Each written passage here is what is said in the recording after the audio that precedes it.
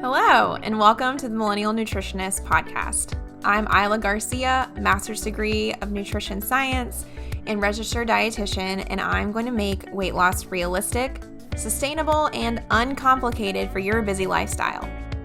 On this podcast, me and my team of registered dietitians will decipher the latest nutrition research, dissect fad diets, and discuss social media trends for you so you can feel confident knowing what to eat to achieve your health goals. Research suggests that most weight loss programs aren't successful, but my experience has taught me that this is not because the participants aren't committed. It's because those diets are designed by non-nutrition professionals and center around severe restrictions. We are here to provide the facts about the science of weight loss so you can have the success you want and continue living your best life. Welcome back to the Millennial Nutritionist Podcast. It is Isla, your founder, CEO, and host of our podcast. Today, I have on team member Sarah, who kind of works a little bit behind the scenes for us, and a lot you'll know her face if you log on to Millennial Living, and she's going to talk to us another part two about how to save money on groceries or when you're cooking or just at home in general about food. So thank you so much for joining us today, Sarah. Thanks for having me. Excited to be back always. Yeah. So, you make a lot of videos for us, all the food demos, and every time I watch them, you always have like a little fun little item. You're like, and then here's this little mold or this. So that's kind of where this idea came from. I was like, Sarah needs to come on and talk about these things with this topic. So kind of starting off with our article, I'm pulling it up now. So a very just like basic general article from Time about why grocery stores food is just so expensive right now. Some kind of like initial thoughts I had. I mean, of course, it's really sad. And I also want to be mindful of the audience that we're talking to, right? Like the audience we're talking to are working millennials, not people having to really go to food pantries and stuff like that. I know that's a very big concern for another part of the population, but the part of the population we're kind of talking to are people that are working and it's annoying, but we're not like super scraping by, but just kind of keeping that population in mind. Did you have any kind of like immediate thoughts about the article as a whole or just like increasing prices? One of the women featured had like 4 or 5 kids, and she had like a $2,000 grocery bill a month, which is so crazy. But yeah, like food prices are going up. They're going up in the home, like if you were to buy groceries, and they're going up at restaurants. Of course, it's a little bit higher at restaurants, so we always see that, and that's natural. But they're going up at home. And so I looked at the actual research, what the USDA says, and food prices, they're 10.4% higher than they were in December 2022 as of That's so right now. recent. I feel like that should say like 2020, but no, Yeah. it's 22. And so from December 2021, they're 11.8% higher. Like the groceries that we buy are 11.8% higher. And really every category of food is being affected, like everything. It's not just the eggs that everybody's making a commotion about. It's things like cereals and bakery. Actually, interestingly enough, like beef is the least affected right now. And I don't know the reason behind that. I could speculate, but things like oils and poultry, cereals, bakery products, grains, and dairy, like everything's going up again, like in that 10.4%. And then the USDA does say like food prices are going to, like, the inflation is going to slow down, but this is not a very good quote from them, but it says in 2023, all food prices are predicted to increase 7.1 more percent.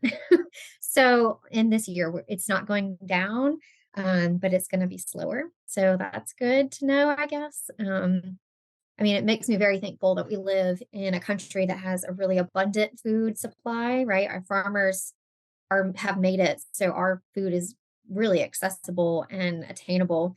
And we can go in a grocery store and really find anything we want at any time. So I think we're spoiled in that. So we really notice when our food prices go up, right? But we probably still pay less than other countries for our food. Yeah, no, I think that I was reading too that because I didn't fully understand why it's like all going up either. And it said on there too that like some of the reasons is like the war in Ukraine is kind of causing things, which I think what I keep hearing that they're the breadbasket of the US, right? Like we get a lot of grains and stuff from them. Mhm. Yeah, consumer spending, like the more we spend, the more prices are going to go up just because they can charge more. Supply chain shortage that we're still dealing with from 2020. unstable weather patterns. And yeah, there was a really cool chart in that article that I encourage people to kind of go look at because it even, yeah, it talked about too, like all the jumps since back then too. And some of the other specifics of why things were going up were that butter, it says like extreme heat and the smaller herds because of 2020. Pork prices are really increasing because of the cost of labor, which I totally get too. Because I know when we went on our sweet potato thing, the sweet potato farmer was kind of talking about how the prices of labor was going up for him too.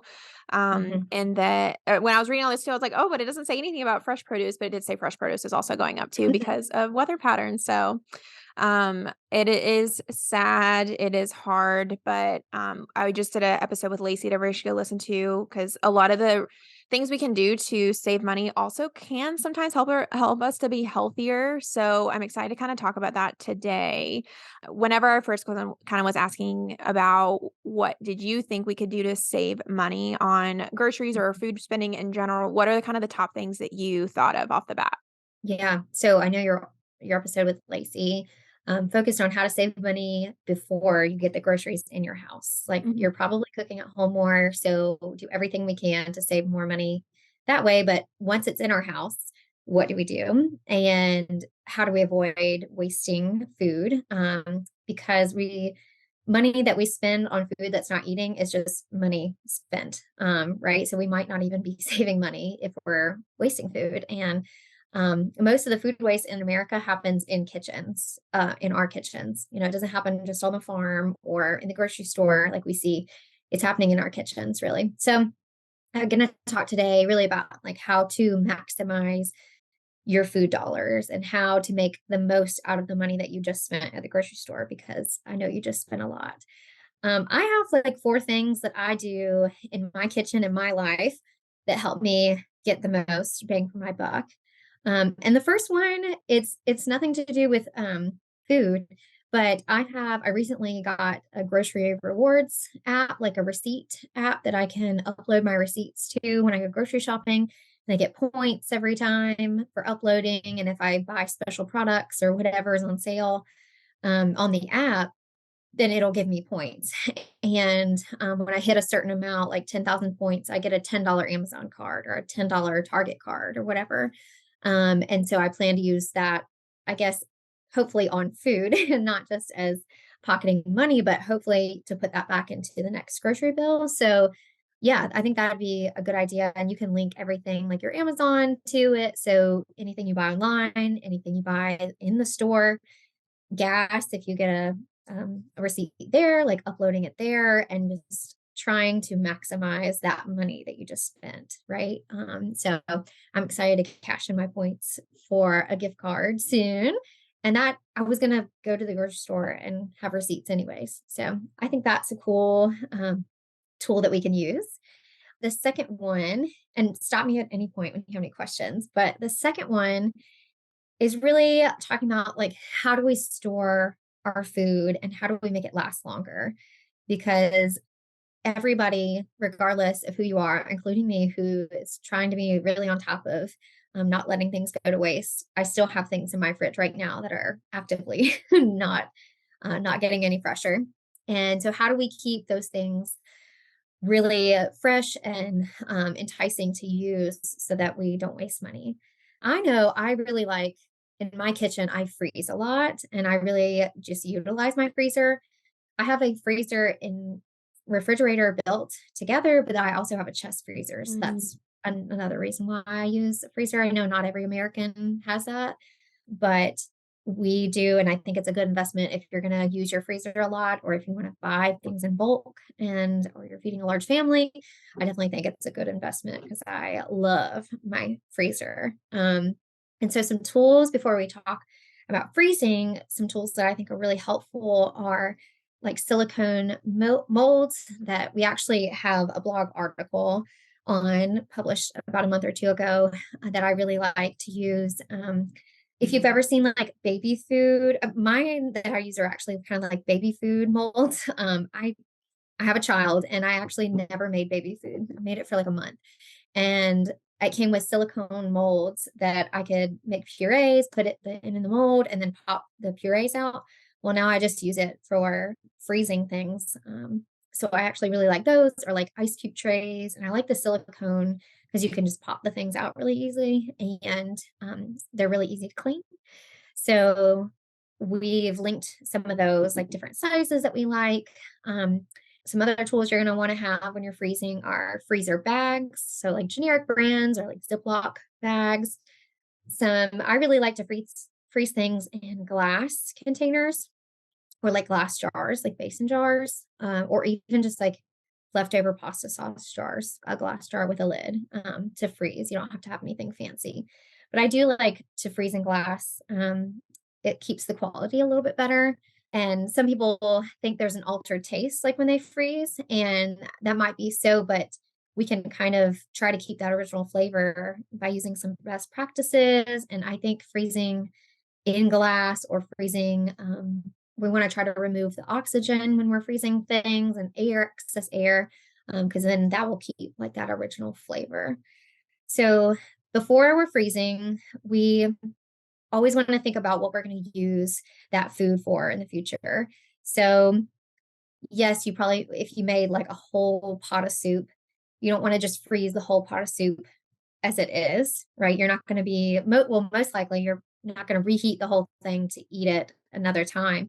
You might eat it for lunch the next day. So serving it or freezing it in individual portions is what I like to do most often. So thinking about how you're going to use that thing after. If you're freezing it, are you realistically, when you thought, are you going to use it all at one time again? So just thinking about that. And then again, like when we're freezing, we want to try to remove a lot of the moisture from the product. And so whether that product is like something you just cooked, like meat and rice, or if it's blueberries, like we want to try to think about how we can take the moisture off of that item, and freeze it. And then when we freeze it, we want to try to make sure there's no extra oxygen floating around in that bag or in that container, because oxygen and moisture lead to a freezer burn. So, Do you and have then to we have, can like, a method for, like, going through all of it, though? Because 'Cause I'm always afraid that I'll, like, put a bunch of stuff in the freezer and then, like, leave it forever and then get freaked out by, like, how long it stayed in there and, like, not know when it's, like, ready to eat. Like, how do you deal with that part of it, or are you gonna go over that? So yeah, if you honestly, if you're a label person, put a label on it. But if you're not a label person, then get a piece of scotch tape and put it on the container.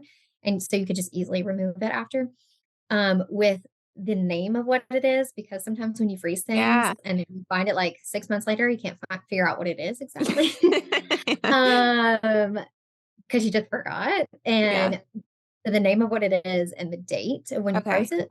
And if you wanted to, like the time you want to eat it by, or things can stay in the freezer. They really can stay in the freezer indefinitely. Oh. But says the USDA, but for quality, you want to eat it within a year, right? Mm. And so even less than that for like higher quality. So you can freeze leftovers, you can freeze fresh things that you buy that are already frozen. It will keep indefinitely, but you want to try to be cognizant of using it. So, yes, labeling, and then maybe keeping an inventory of what's in your freezer and your pantry. So, if that means like a paper inventory that you put on your freezer that you just tape on the side, that's a good practice too. So, we can jump right into like some products that we find sometimes in our kitchen and how to store those, how to keep them fresh for longer amounts of time, and then what to do if they go bad, if you want to. Yeah, I think that'd be good. We have some audience questions that it looks like would be addressed if we kinda go over that. So, Mhm. tell us what we need to, like, have on hand to kinda get this process going, I guess. So one thing is herbs. I don't know about you, but like fresh herbs, I love to have them in my kitchen, but I just never use all of them in time. And so things like cilantro and chives, things like that, of course, we try to use them up, but to keep them fresh longer. So in my mind, things that have a stem, I want to, just like fresh cut flowers, I want to put them in a glass of water. And we want to try, and this goes for all fruits and vegetables, we want to try to keep that moisture off. If you Mm. keep moisture off of that thing, it will last longer. So again, with the herbs, not washing them, but maybe putting a paper towel around them, putting things like cilantro, chives, basil in a glass jar. And so they can actively, still drink water. So maybe cutting the stems and putting them in water, just like you would fresh flowers. All herbs you can put in the fridge, except for basil. It loves just to sit on your countertop. It doesn't like to be cold. So, or keeping it in the container it came in the same kind of space it came in. So if you got it in like the open air part of the market, just kind of keep it somewhere relatively like that. Things like rosemary, like things that are really hardy, just keep in a paper towel, put it in a bag, and try to get all that oxygen out, right? By like squeezing the bag, not as much as a vacuum sealer, but try and get some of that oxygen out. And you'll see that they'll last for a really long time. Mm. And if they do go bad, I always I have frozen them in ice cubes. So like cilantro, I'll just chop up or keep it whole. I'll wash it, keep it whole, and then put it in an ice cube. And that really keeps it fresh. So I'll put that in like a salsa that I make later. I'll thaw it, make sure all the water's off of it, and then I'll put it in a salsa. And it tastes like fresh cilantro. You can always make pesto and you can freeze pesto. Mm. And then sometimes when I have things like rosemary and thyme and parsley, I'll just let the oxygen do its thing and dehydrate them naturally. So, but you can look up how to do that.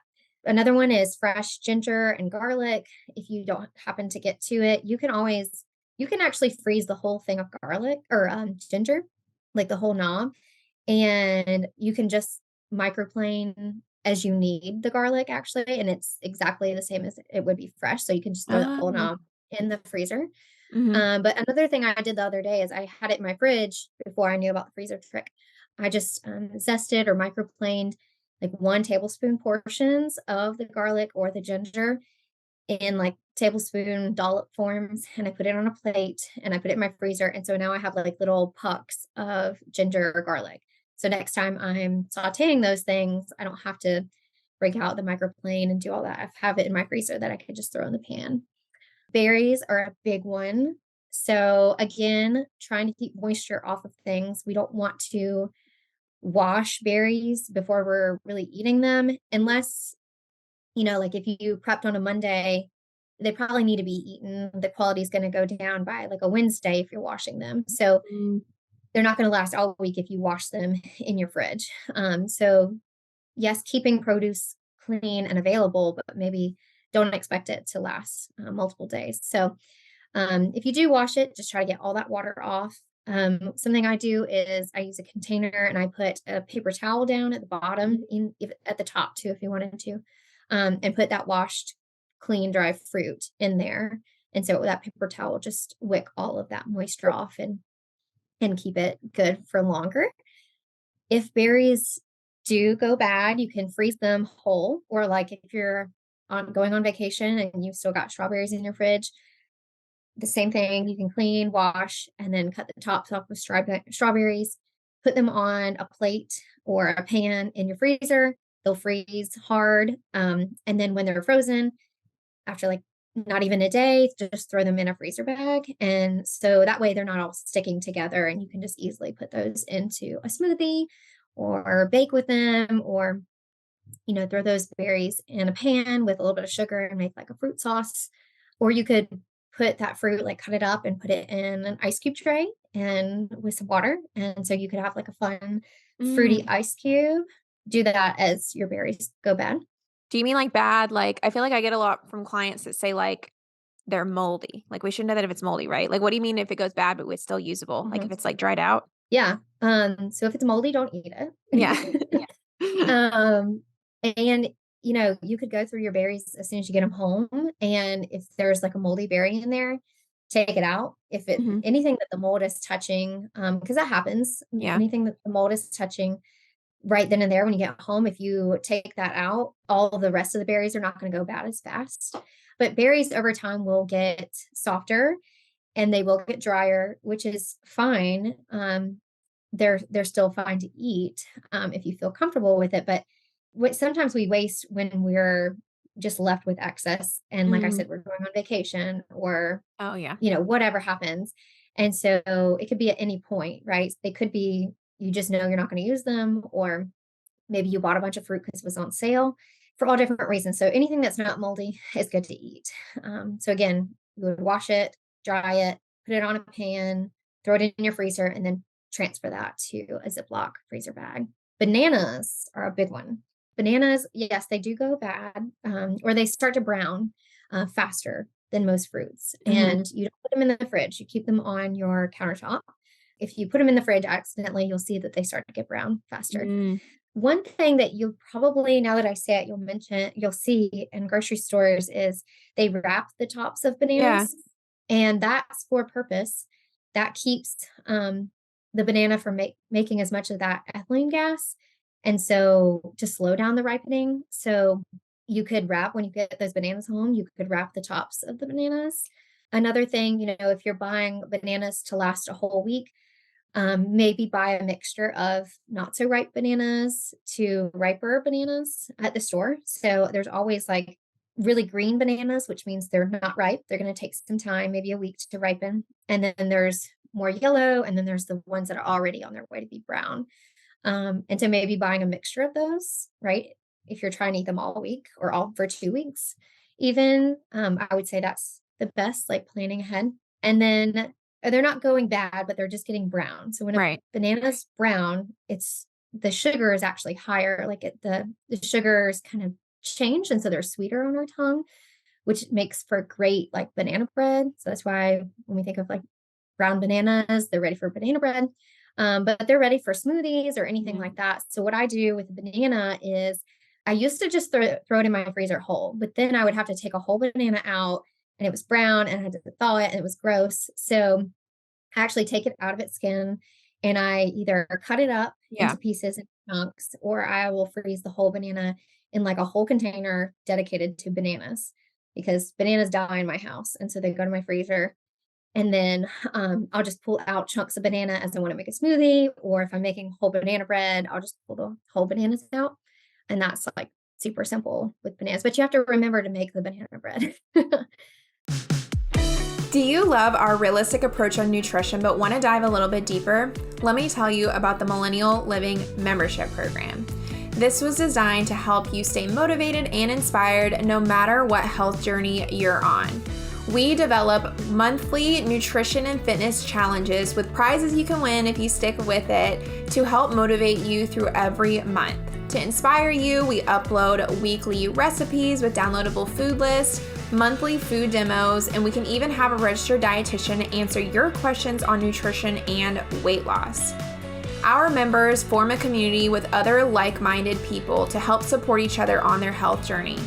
If you are seeking a way to stay motivated throughout your health journey with our method in mind, try signing up for the Millennial Living Membership Program for the first 2 weeks free by signing up on our website at themillennialnutritionist.com.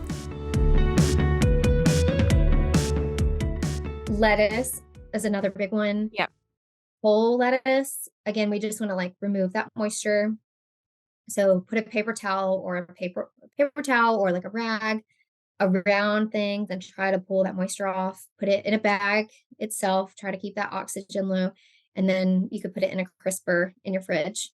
Our age, like we use a lot of cut lettuce, like pre-bagged lettuce and greens, not just like a whole head of lettuce. So oftentimes, they'll come in like a plastic container, or a bag.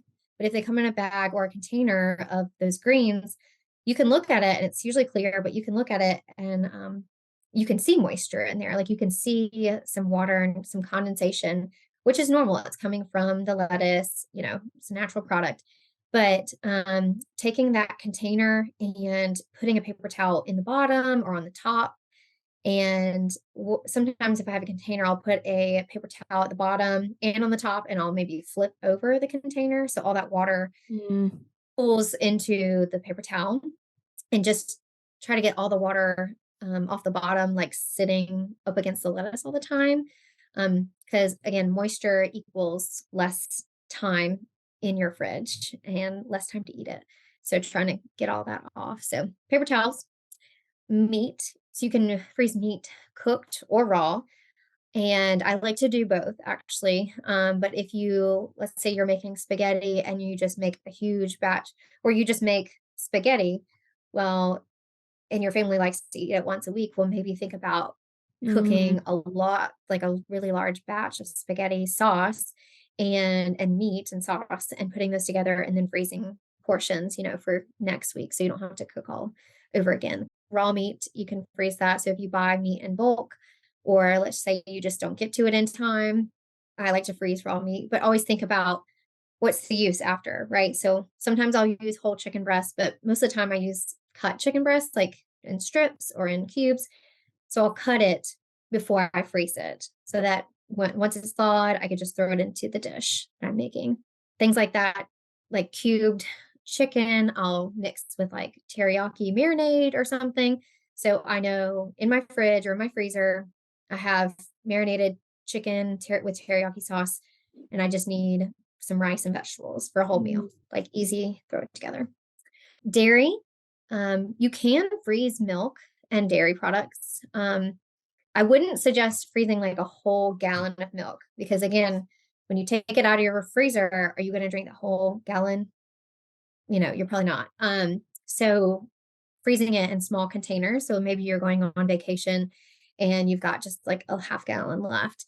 If you want to go ahead and put it in glass jars, put the lid on and freeze it, leave a little bit of room because, when you freeze water, just like milk, if you water, milk is mainly water. So it's going to get larger. And so you need some space for it to expand. And so keep a little room at the top of that glass jar for milk. Once you thaw the milk, it will like separate because milk is not just water. It's got some fats in there and vitamins and minerals and water. And so it will separate a little bit, but all you have to do is shake it back up or whisk it. Or if you don't want to drink it like that, it's already been frozen, just incorporate it into a soup or something or into a smoothie. You can freeze cheese, and cheese is fabulous at freezing. Like shredded cheese, I wouldn't freeze a whole block of cheese because once you thaw these things, you want to eat them within a mm.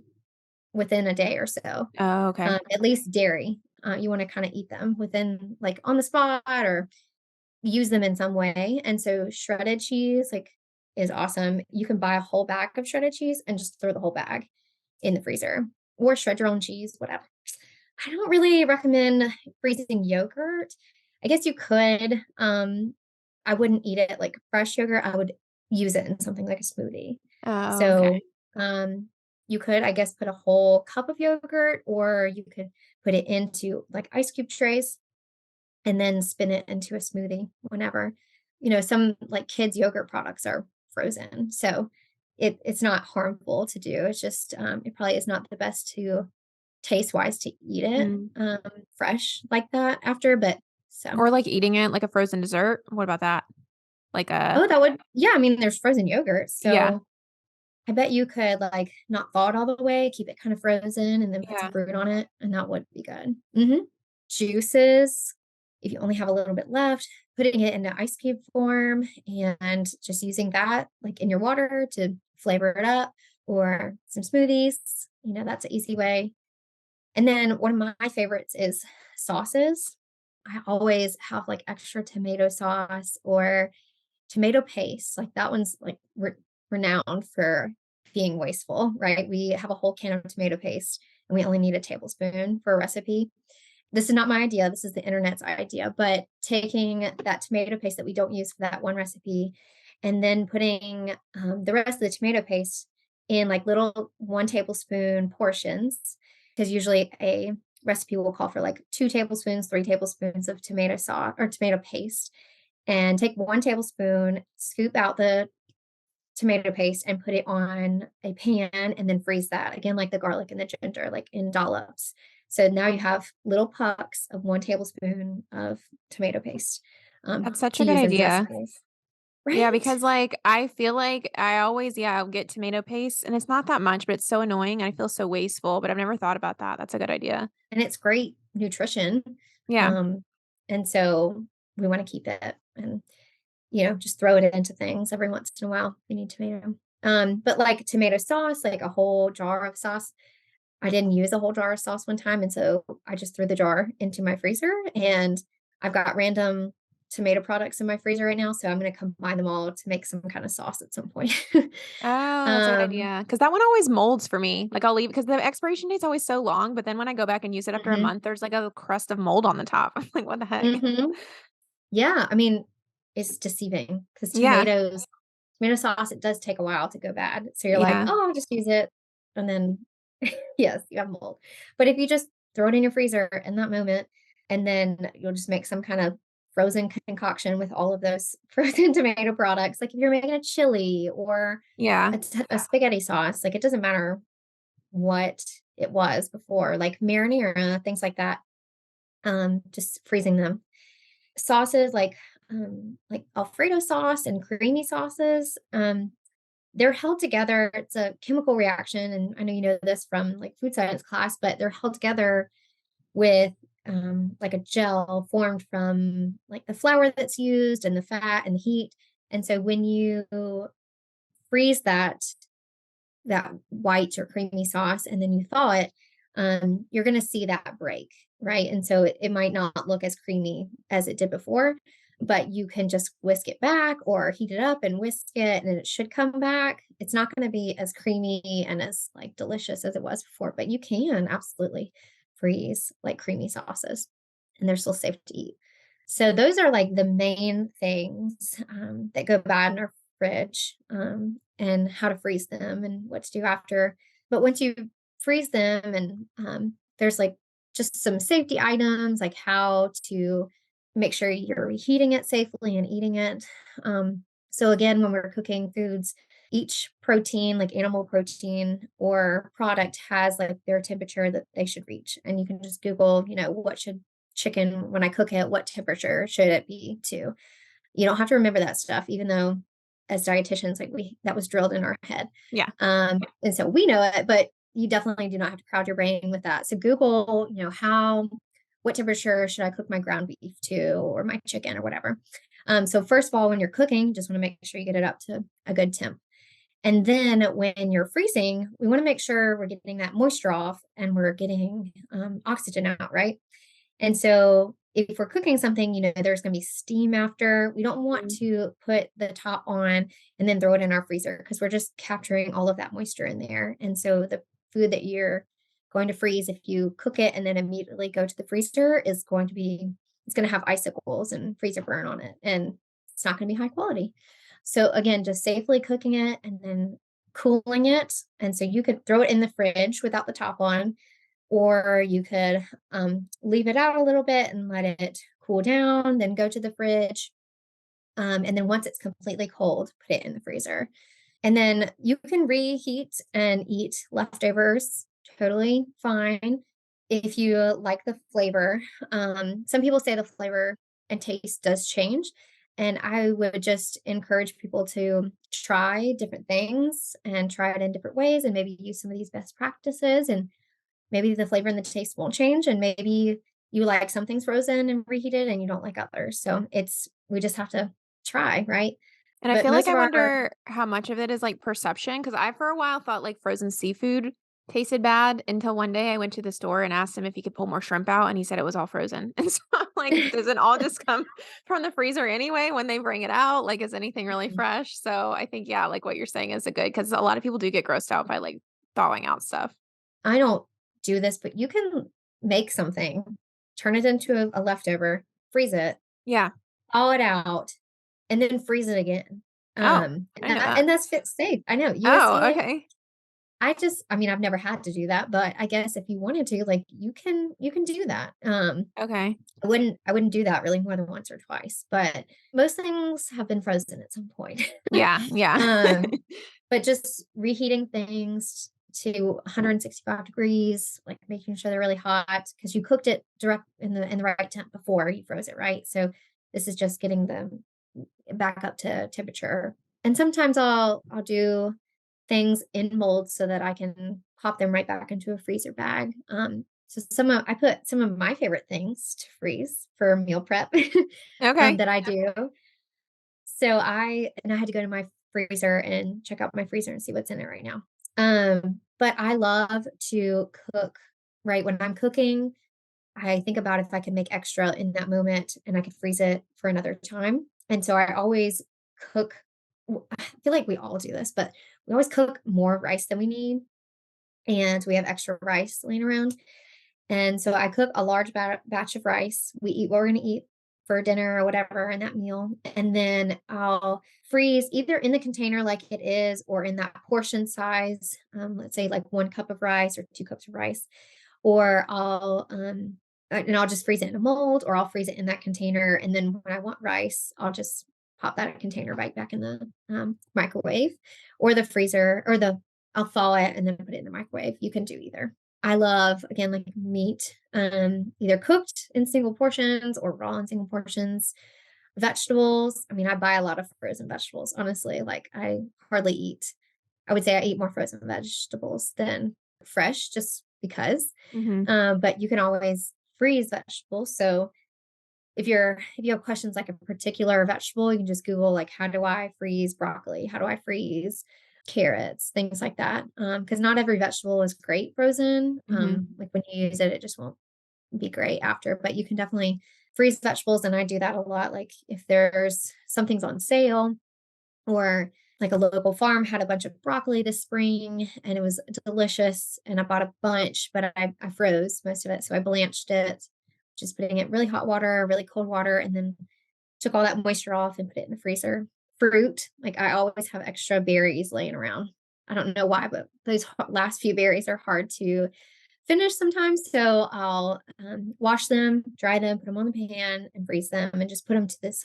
I have a whole bag of frozen fruit that I just make smoothies with. So put it to that bag. I do that with bananas, like we said. I love to think about entrees and like making my own frozen meals. So if we're making rice and stir fry one night, I'll go ahead and put a container of rice and stir fry and I'll put it in the freezer because I work from home and I just want a frozen meal that's already made. So I don't have to think about making something for that. So I put like whole meals and whole entrees.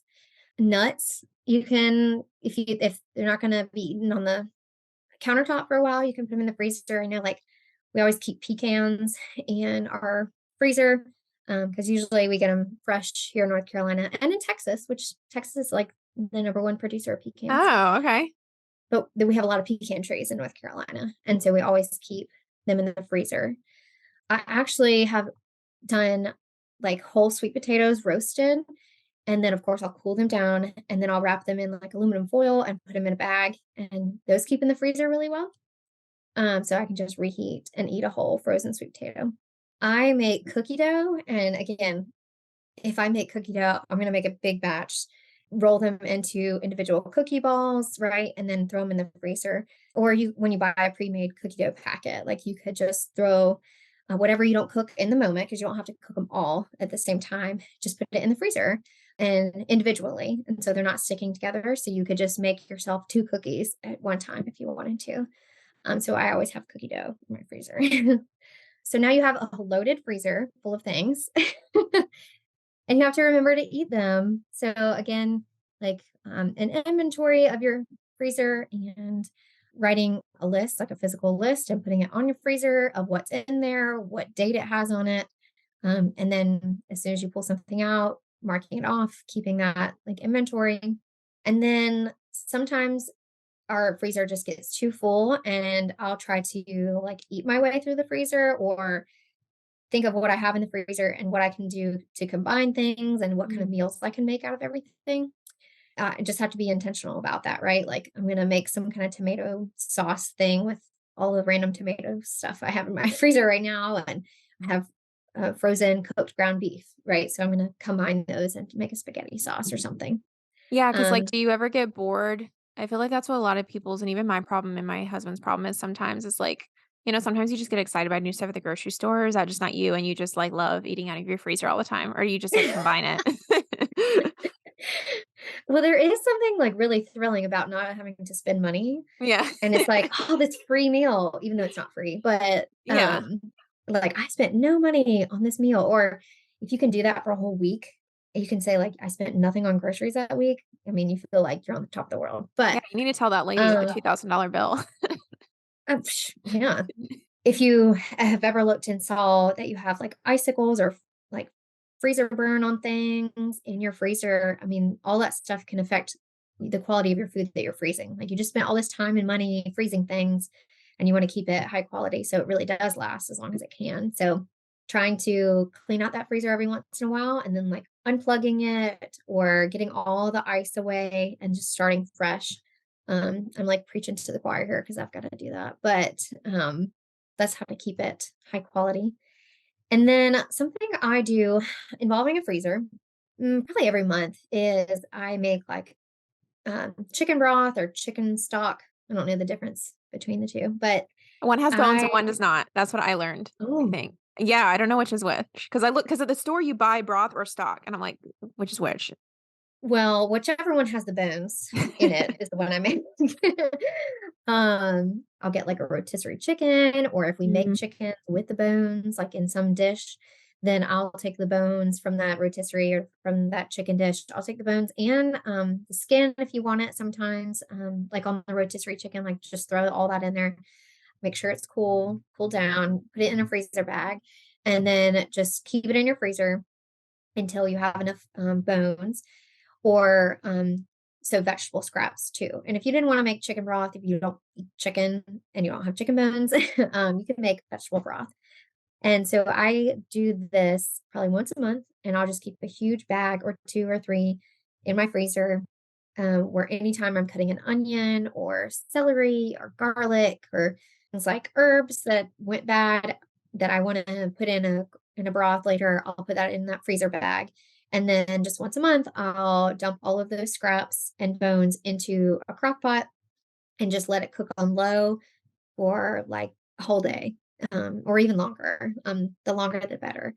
And so bones, all those veggie scraps. I would Google like which veggie scraps that you can keep or which you should Mm. not, because there's some veggies that just don't like lend themselves to doing that very well.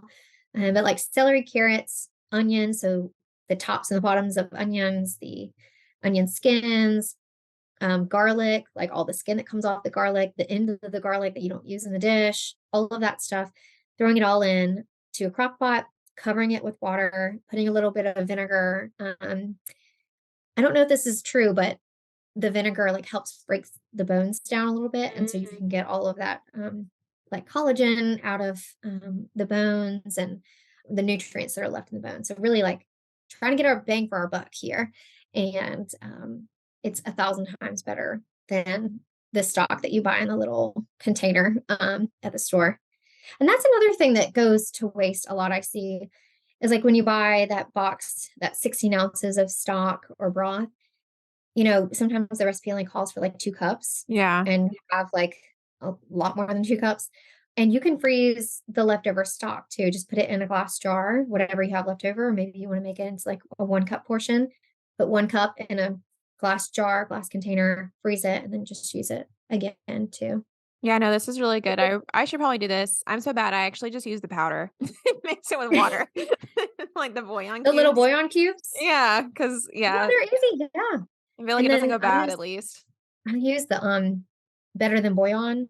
It's the paste. Oh yeah, the paste is good Like beef too. or chicken, but then I make broth too, but I don't know, now that I make it, I have a lot of it all the time, and so Oh, I just use it more too, so trying to get the most bang for our buck. We bought all these groceries, and we're gonna try to use it and, like, build our own bodies and feed our own selves and our families, but sometimes, like, we things just go to waste, and they just need to be thrown away. But something I know that you do recently and something I've been doing for years is composting, and, we could probably do a whole episode on composting, but really taking those leftover fresh things, so fruits, vegetables, some grains, nothing that's got an oil or it's an animal protein is compostable. And so digging into how to do that in wherever you live, and like for me, I have a yard and I have a compost bin and pile that I can add to all the time. And so that's different than someone who lives in an apartment. So how do you compost? Yeah, I compost with using a service, and I actually did this when I owned a home too, because I lived downtown in Raleigh, so I still didn't have a really big backyard. And both then and now, because now I live in an apartment, I actually paid a service. It was like $35, I think, for like both here and there for like $35 a month. And they just gave me a bucket. And then I just put all my stuff. Another thing that's really like when I used to live in a home, it's nice because we just like filled up so much trash all the time. And I'm awful about like freezing, unlike you, so I would just go through so much produce that I didn't even feel like I would waste, but I just made so much with produce that I would have, like I mean, watermelon Mhm. season, I mean, that fills up a trash can like nobody's business.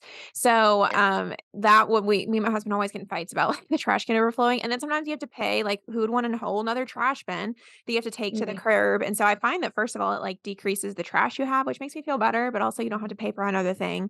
But Mhm. the company that I use now, because who I used to use in Raleigh, I think it was called CompostNow if you live in that area, and they come and pick it Mhm. up from your doorstep once a week. Where I live now in Fort Worth, it's a company, and they come to this farmer's market that I go to every Saturday, and they come every 2 weeks. And you can also put like cardboard, paper, so like mail, like Mhm. envelopes, as long as they say it doesn't have like embossing, like magazine wouldn't work, but that's how I do it now, and unfortunately, I can't use it, like, a lot of the services, both of those services, the deal is, like, at the one point in the year or whatever, you'd get a bunch of compost back if you wanted to start a garden. It still just feels good in my soul to be doing it, but, it's good if you have a home and you don't wanna maintain something like you, that they do it for you, and then they give it back so you could use it as soil. Yeah. I see nutrition as like a cycle of nutrients, right? Like Yeah. we bring the nutrients in our home through groceries. We try and use them by eating them, but if not, like they go to the compost to be used again. And in my Mhm. case, in my garden, in your case, like someone else's garden, Right. have the biggest bang for our buck too. So I hope all of these were helpful, and maybe we'll have to go back and listen again to the episode because it was full of information. But Yes. No, hopefully I that's think it helpful. was really helpful. I think if anybody like I think they were really interesting and things that we don't normally talk about. So if anybody is interested in doing a deep dive in any of these things, please like comment below anywhere on anywhere we post, whether it's the reel or the YouTube video or the Instagram static post or anything like that, to do a deep or dive in anything. We will have an associated blog post where anything that kind of Sarah mentioned that we might need to like start all this process to purchase so you could save money later on, will be linked in a blog post. And I just want to plug our email newsletter. We do like a weekly wrap every week where we put all the content we make because I know we have a lot of things going on all the time. So when you go to our website, it's the first thing that pops up. So make sure you sign up for that. But thank you so much for joining us today, Sarah. I think this was really helpful. Thanks for having me. See you again next time. Thank you so much for listening to the Millennial Nutritionist Podcast. For daily weight loss tips and nutrition information, you can find us on Instagram at the.millennial.nutritionist and on TikTok at millennial.nutritionist. If you find this information helpful, please subscribe to the podcast and share it with a friend who needs encouragement on their health journey. See you in the next episode.